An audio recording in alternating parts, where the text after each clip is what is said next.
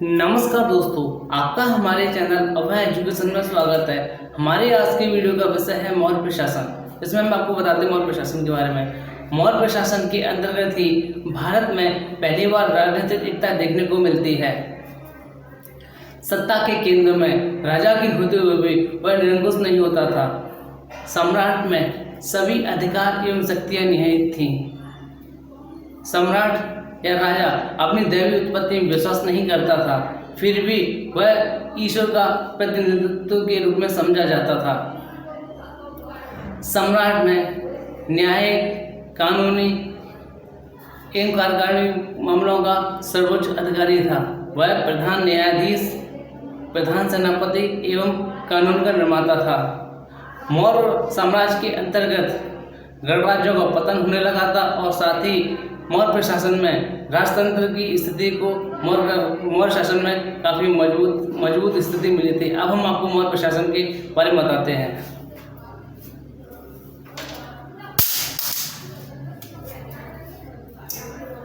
कौटिल्य ने राज्य के सप्तम सिद्धांतों के सिद्धांत के बारे में बताया है, जो राज्य के 7 अंग हैं। कौटिल्य के अनुसार सप्तांग सिद्धांत को दो शब्दों से मिलकर सप्तांग सिद्धांत 2 शब्दों से मिलकर बना है। सप्त यानी 7 और अंग माने हिस्से। कौटिल्य ने राज्य के सभी अंगों की तुलना शरीर के अंगों से की है, जो इस प्रकार है। कौटिल्य के अनुसार राज्य के सप्तांग सिद्धांत हैं। राजा जो राज्य का अभिन्न अंग और हिस्सा था। अमात्य कौटिल्य के अनुसार यह राज्य की आंख है।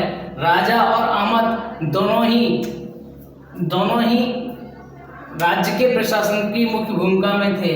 जनपद जनसंख्या और भूमि को मिलाकर जनपद बनता है, जिस पर हम अपनी प्रजा से कृषि कार्य करवाते हैं। उससे जो राजस्व या जो कर के रूप में प्राप्त होता है वो जनपद में के अंतर्गत आता है, जिसे हम पैर कहते हैं।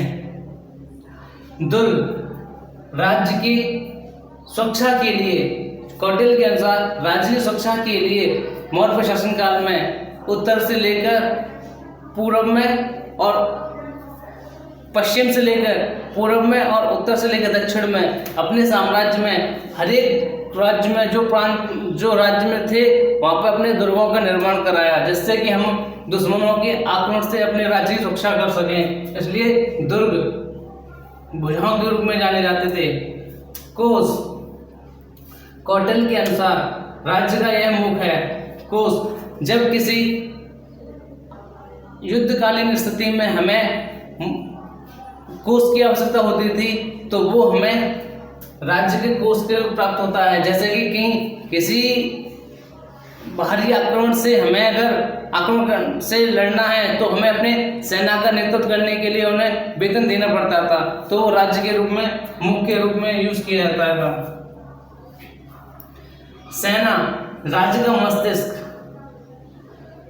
इससे कहने का तात्पर्य यह है कि मौर्य प्रशासन के अंतर्गत जो सेना थी वो राज्य का मस्तिष्क थी। जब किसी बाहरी आक्रमण से हमें अपने राज्य की रक्षा करनी होती थी तो हमें अपनी सेना को उनसे लड़ने के लिए उन्हें वेतन देना पड़ता था। इसके लिए कौटिल्य ने सेना को राज्य का मस्तिष्क कहा है। और अंत में आता है मित्र, जो राज्य के कान होते हैं। जब हमें किसी भी बाहरी आक्रमण का सामना करना पड़ता है तो हमें उससे संधि या समझौता करना पड़ता है, तो ये मित्र होते हैं, वो राज्य के कान के रूप में कार्य करते थे। अमात्य मौर्य प्रशासन के अंतर्गत अमात्य एक प्रशासनिक अधिकारी था, जो राजा और अमात्य दोनों ही एक ही प्रशासनिक कड़ी के रूप में कार्य करते थे। तीर्थ कौटिल्य के अनुसार मौर्य प्रशासन के अंतर्गत जो तीर्थ थे उनकी संख्या 18 बताई गई है। इनमें कुछ एग्जाम्पल के तौर पर हम आपको बताते हैं। पुरोहित का कार्य दान और धर्म का प्रधान था। समाहर्ता इसका कार्य था राजस्व का एकत्रित और प्रधान प्रतिष्ठित का ये फौजदारी न्यायालय के अंतर्गत आता था। नवदा, ये मौर्य प्रशासन की जो सेना थी उसमें नौसैनिक का प्रधान था। मुद्रा अध्यक्ष, ये पासपोर्ट था, आवागमन की सुविधा के लिए विदेशी यात्राओं पर जो लोग जाया करते थे या व्यापार होता था वो पासपोर्ट के द्वारा होता था। रक्षणा अध्यक्ष, ये मुद्रा और टकसाल से संबंधित था अधिकारी। सीता अध्यक्ष, यह राजकीय कृषि से संबंधित था। उपदा परीक्षण, मौर्य प्रशासन के अंतर्गत मंत्री और पुरोहितों के चरित्र का पुनर्निरीक्षण करके उन्हें राज्य में श्रेष्ठ पद प्राप्त होता था। युक्तों का कार्य, युक्तों का कार्य आमद के अधीन था, जो केंद्रीय और राज्य के बीच प्रशासनिक तौर पर कार्य करते थे। अब आता है आपका प्रांतीय प्रशासन। प्रांतीय प्रशासन और केंद्र के बीच में जो संबंध था उसके बारे में चंद्रगुप्त मौर्य ने यह बताया था कि उनके समय में प्रांतों की संख्या 4 थी और उसका जो प्रधान कार्य जो होता था उसे चक्र के रूप में जाना जाता था। अशोक के समय में इन प्रांतों की संख्या 5 हो गई और प्रत्येक समिति में जो सदस्य थे वो उनके प्रांतों का संचालन करते थे। जिस समय बिंदुसार की मृत्यु हुई थी उस समय अशोक उज्जैनी का जो राज्यपाल था। इसमें ये आपको इस प्रकार है, उत्तरावध की राजधानी थी तक्षशिला और अवंती राष्ट्र की राजधानी थी उज्जैनी। कलिंग राज्य की राजधानी तोसली, दक्षिणापथ की राजधानी सुवर्णगिरी। पूर्वी प्रांत आपका पाटलिपुत्र जो मौर्य प्रशासन की राजधानी थी। मंत्रिपरिषद, मौर्य प्रशासन में मंत्रिपरिषद था, उसमें उनकी संख्या 12, 16 और 20 थी, जो मौर्य प्रशासन के राज्यसभा के तौर पर कार्य करते थे, जो मंत्रियों को, जो राजा को मंत्रिपरिषद की गणना के द्वारा उन्हें संचालन करते थे। मौर्य काल में प्रांतों का बंटवारा प्रांत, विषय और ग्राम प्रशासन की जो सबसे छोटी इकाई थी वो ग्राम थी, जिसका मुखिया ग्रामणी कहलाता था। मौर्य प्रशासन के अंदर मैगस्थनीज ने नगर प्रशासन को 30 सदस्यों वाली 6 समितियों में विभाजित किया है, जिसमें प्रत्येक समिति में 5 सदस्य होते थे। मौर्य प्रशासन के अंतर्गत जो सबसे महत्वपूर्ण समिति थी वो थी तृतीय समिति, जिसमें जन्म मरण पंजीकरण किया जाता।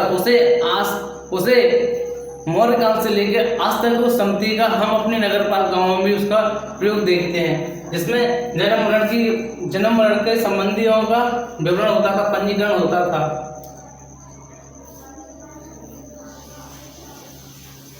तृतीय समिति थी वो आज के दौर में जन्म पंजीकरण के नाम से जाना जाती है। अंत्यपाल, जो सेना का प्रधान अंत्यपाल, सेना की देखरेख करने वाला अधिकारी को अंत्यपाल कहा जाता था। इसमें 6 समितियां होती थी और 6 समितियों में 5 सदस्य होते थे। अंत्यपाल सेना की देखभाल करने वाले अधिकारी को अंत्यपाल कहते हैं। इसमें 6 समिति होती थी और प्रत्येक समिति में 5 सदस्य होते थे।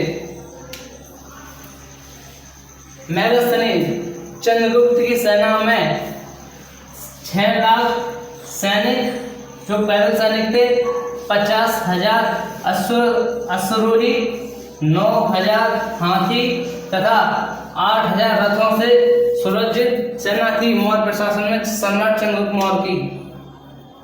और प्रत्येक सैनिक को 12,000 पर्ण वेतन मिलता था। जस्टिन के अनुसार चंद्रगुप्त मौर्य की सेना डाकुओं का गिरोह थी। अब हम आपको मौर्य प्रशासन की न्याय व्यवस्था के बारे में बताते हैं। मौर्य शासन काल में चंद्रगुप्त मौर्य का शासन में जो न्याय व्यवस्था थी बहुत ही कठोर थी और कौटिल्य के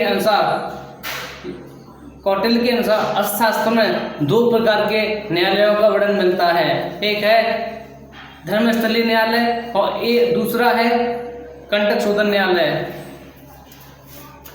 धर्मस्थली न्यायालय था, उसे दीवानी अदालत कहते हैं, जिसमें विवाह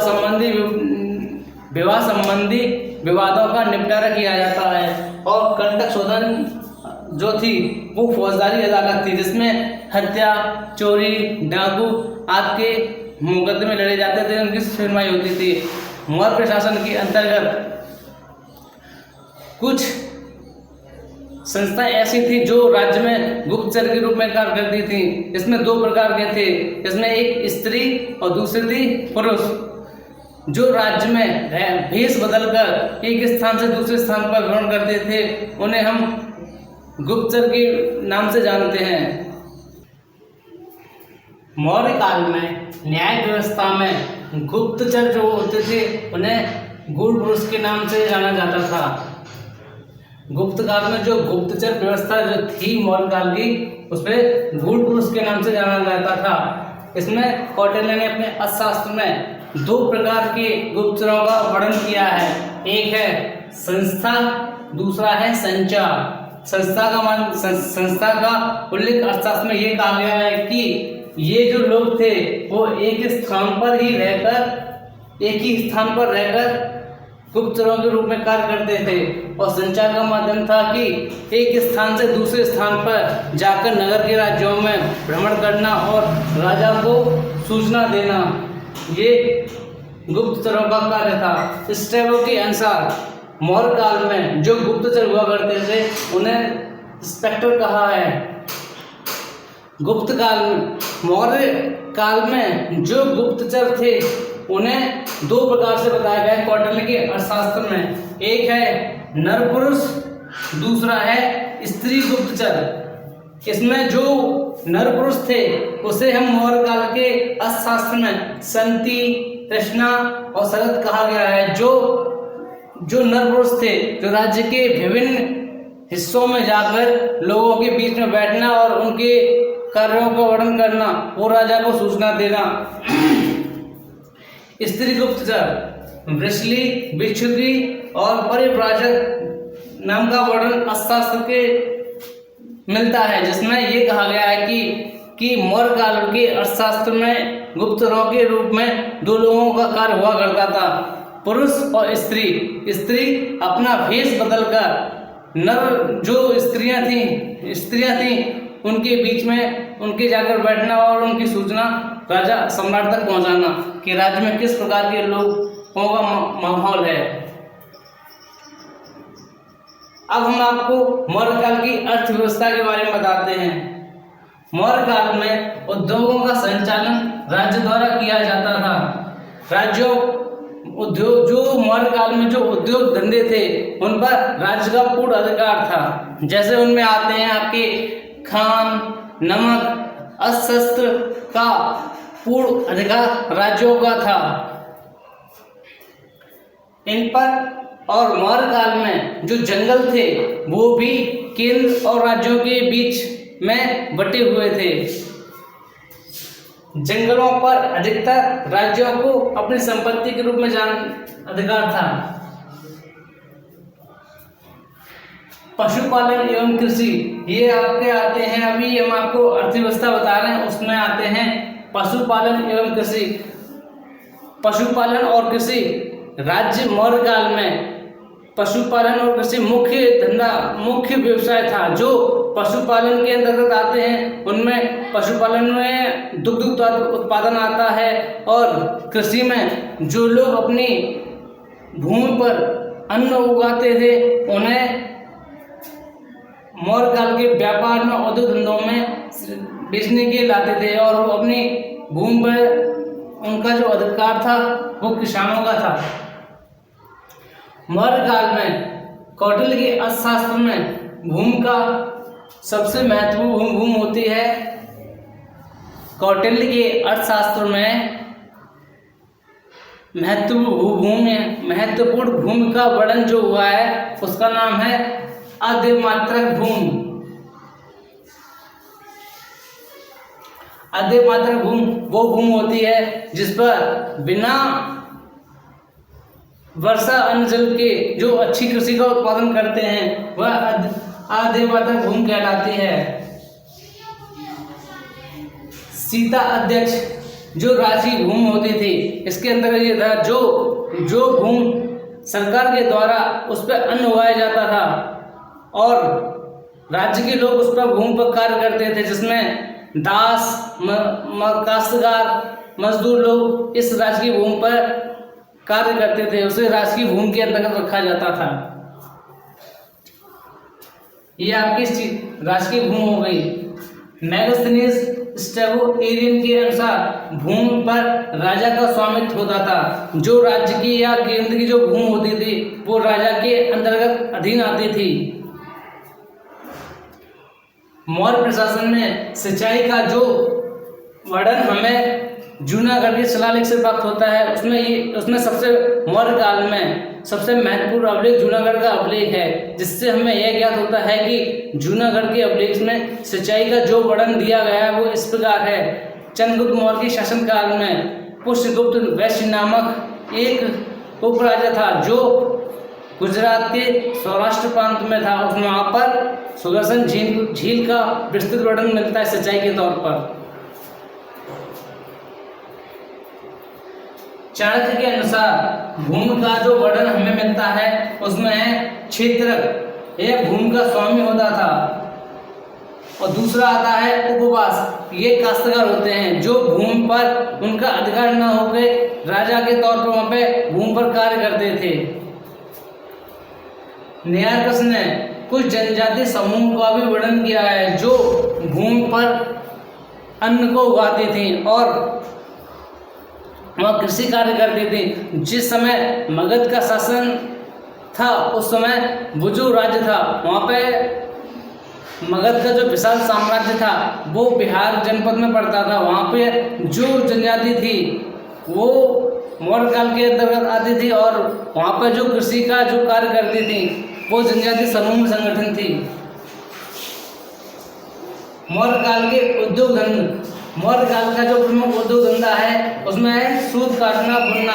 इससे जो कृषि के द्वारा जो कपास उगाया जाता था उससे हम राज्य की सूत उद्योगों में लगाया जाता, जिससे कि उससे जो हमें कपड़ा मिलता था उसे हम अपने मौर्य काल के व्यापार में ला के बेचते थे और जिससे कि वहाँ की जनता उन्हें खरीद कर पहनती थी।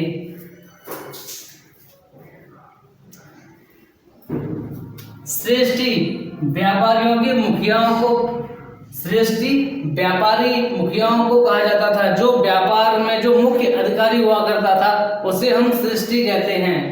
कौटिल्य के अर्थशास्त्र में 4 प्रकार के सिक्कों का वर्णन हुआ है।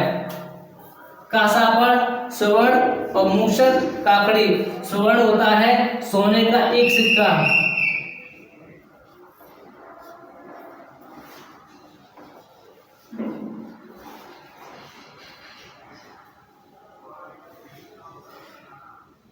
माशक होता है तांबे का सिक्का।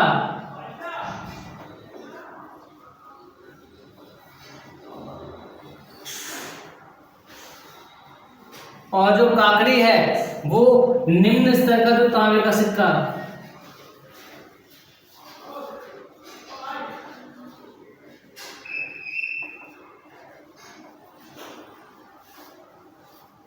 और जो कांसापड़ है वो है चांदी का सिक्का।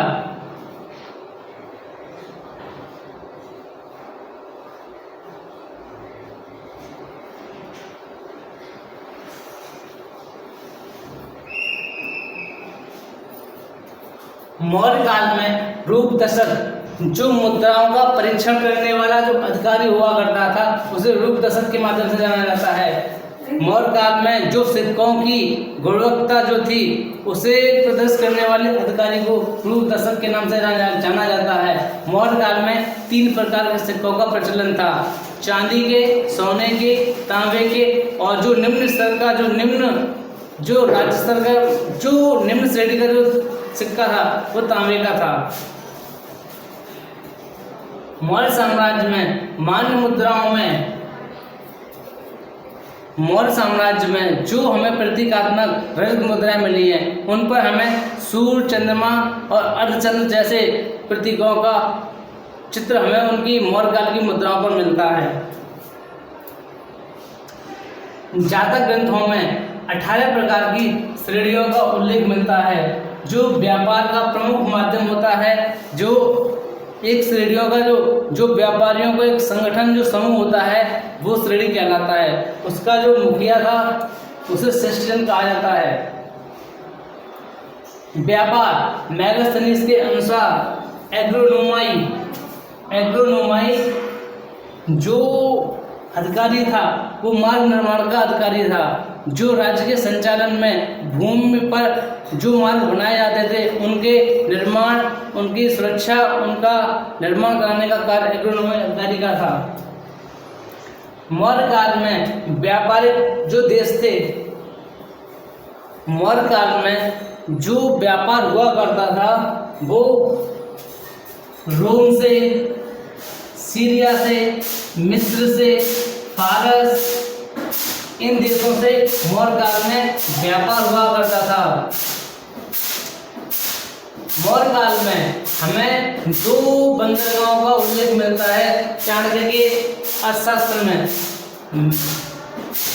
भृगुकच्छ नाम का जो बंदरगाह है वो पश्चिमी देशों से व्यापार करता था जो गुजरात के तट पर स्थित था। और दूसरा जो व्यापार का मुख्य केंद्र था वो है ताम्रलिप्ति बंदरगाह जो भारत के पूर्वी व्यापार का मुख्य केंद्र था जो बंगाल की खाड़ी में पड़ता है। मौर्य काल में व्यापार के प्रमुख केंद्रों में तक्षशिला, काशी, उज्जैन, कौशाम्बी, तोसली, पाटलिपुत्र ये मौर्य काल में राज्य स्तर के या संगठन जो बड़े बंदरगाह थे वो उनके द्वारा व्यापार पूर्वी और पश्चिमी देशों के साथ व्यापार हुआ करता था। भारत से मिस्र में निर्यात की जाने वाली वस्तुओं में हाथी दांत, सीपियां, कछुए, मोती, नील, बहुमूल्य लकड़ियां विदेशों को निर्यात की जाती थी। स्ट्रैबो के अनुसार जलयान निर्माण पर राज्य का पूर्ण अधिकार था और उसमें केंद्र के द्वारा बनाए जाने वाले जहाजों में जो मूल्यों का या पैसों का जो लेन देन होता करता था वो राज्यों को दिया जाता था जिससे कि वो देश के लिए अच्छे से अच्छे जलयान का निर्माण कार्य कर सकें। एरियन के अनुसार भारतीय व्यापारी मोती बेचने के लिए यूनान के बाजारों में जाते थे। कहने मतलब है एरियन के अनुसार भारतीय व्यापारी मोती बेचने के लिए यूनान के बाजार जाते थे। टालमी के अनुसार मौर्य काल में भारत एवं मिस्र का जो व्यापार था वह लाल सागर पर स्थित वेनिस के प्रमुख बंदरगाह के माध्यम से हुआ करता था। मौर्य काल की अब सामाजिक स्थिति के बारे में बताते हैं। कौटिल्य के अर्थशास्त्र एवं मैगस्थनीज के इंडिका के विवरण में बताया गया कि कौटिल्य के अनुसार मौर्य प्रशासन का प्रमुख आधार वर्ण व्यवस्था थी। मौर्य काल 4 वर्णों में विभाजित था जिसमें प्रमुख जो वर्ण था वो शूद्र था। शूद्र शिल्पकला, पशुपालन एवं कृषि जो मौर्य काल के शीर्ष जो अधिकारी हुआ करते थे जब वो अपने प्रशासन से सेवा निवृत्त होते थे तो उन्हें उनकी जो भूमि या जो संपत्ति थी उस पर शूद्रों को रखा जाता था। उनकी कृषि के लिए उन्हें रखा जाता था जिससे वो वहाँ पर जीविका यापन कर सकें और साथ ही जो सेवानिवृत्त जो अधिकारी थे उनको कृषि में जो प्राप्त धन था वो या अन्न था वो उन्हें दे सकें। अर्थशास्त्र में शूद्रों को आर्य कहा गया है। मैगस्थनीज के अनुसार मौर्य काल में भारतीय समाज 7 वर्गों में बटा हुआ था, जिसमें फर्स्ट में आपका आता है दार्शनिक, किसान, अहीर, काश्तकार और शिल्पी, सैनिक, निरीक्षक, सभासद। ये मैगस्थनीज की इंडिका की पुस्तक में भारतीय समाज को 7 वर्गों में विभाजित किया गया है। दार्शनिक, किसान, अहीर, कारीगर व शिल्पी, सैनिक, निरीक्षक, सभासद। इनका वर्णन हमें मैगस्थनीज की इंडिका में मिलता है। कौटिल्य के अर्थशास्त्र के अनुसार चार वर्णों को मौर्यकालीन सेना में भर्ती होने का उल्लेख मिलता है। कौटिल्य के अर्थशास्त्र के अनुसार मौर्य काल के चारों वर्णों के लोगों को सेना में भर्ती होने का उल्लेख मिलता है। मैगस्थनीज के अनुसार ब्राह्मण की स्थिति समाज में बहुत ही श्रेष्ठ थी। ब्राह्मण के द्वारा किया गया अपराध क्षमा था और साथ ही ब्राह्मण को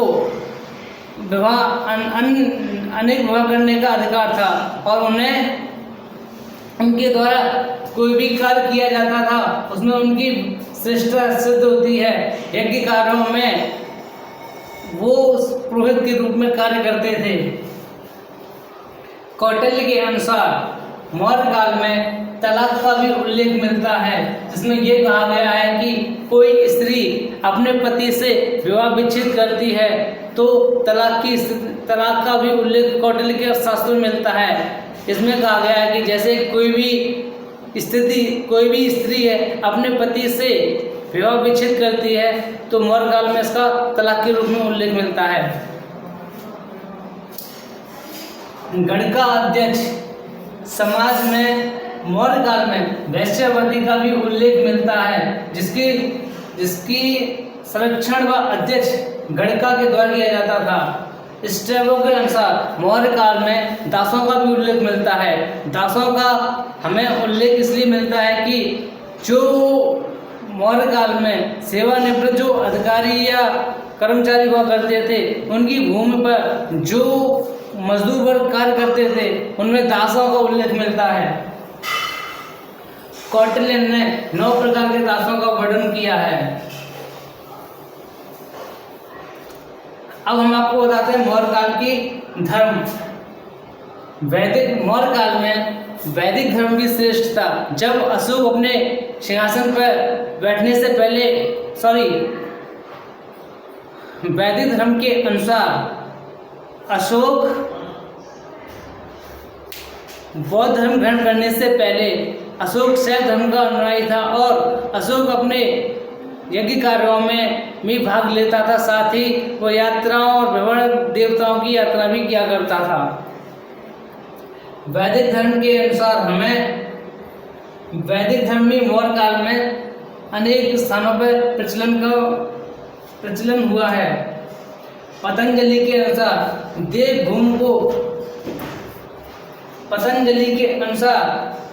देव मूर्तियों को बनाने